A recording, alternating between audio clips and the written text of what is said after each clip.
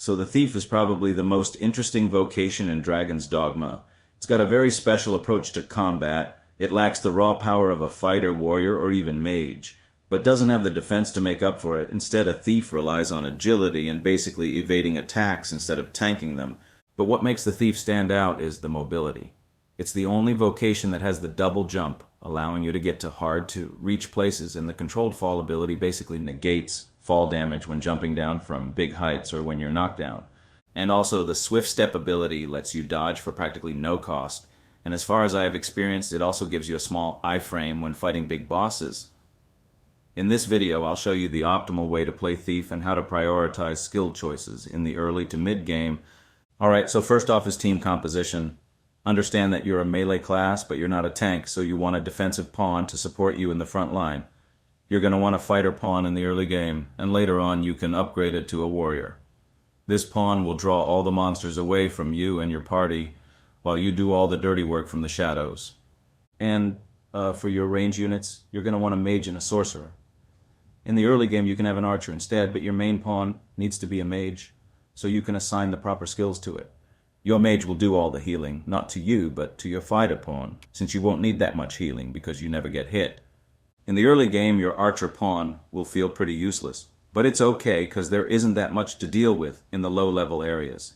Later on, at around level 20 to 25, you can go ahead and hire a sorcerer pawn or a mage pawn and upgrade your main pawn to sorcerer. The skills on your pawns don't matter much, except for the mage skills. You're always going to want high celerity and ice boon on the mage.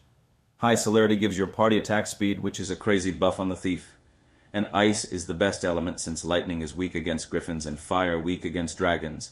Now for your own skills, in the early game, you want to upgrade your augments and core skills whenever possible.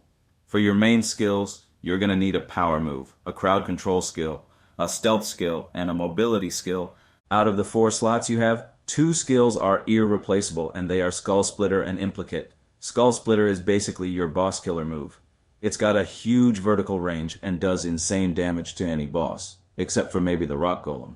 But you got your pawns to take care of that fight.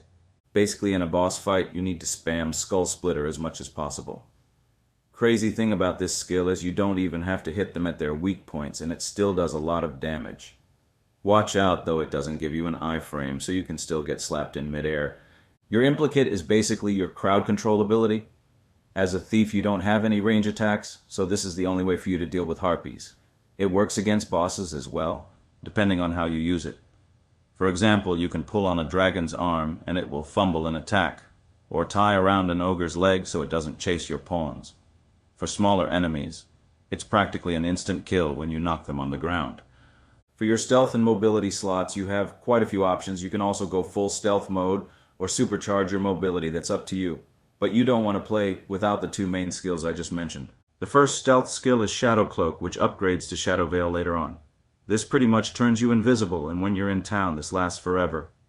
See how when I draw my daggers, this guy wants to fight me? When I Shadow Veil, he doesn't see me anymore.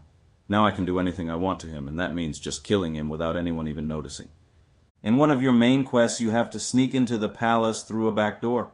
With this skill, you can just walk in uncontested, and you can just keep killing guards and they won't even fight back. And this works against monsters as well, especially goblins and bandits, but those guys are already easy targets anyway. So you can use that for early game, and later on you can switch to Smoke Shroud. If you've played any Assassin's Creed game, then yes, this is just as overpowered and broken as the smoke bomb in those games. Check out my videos where I talk about smoke bombs in Assassin's Creed, because in Dragon's Dogma it's pretty much the same.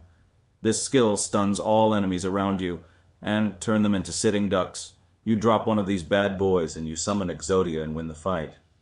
So it goes without saying that would be your best in slot stealth skill.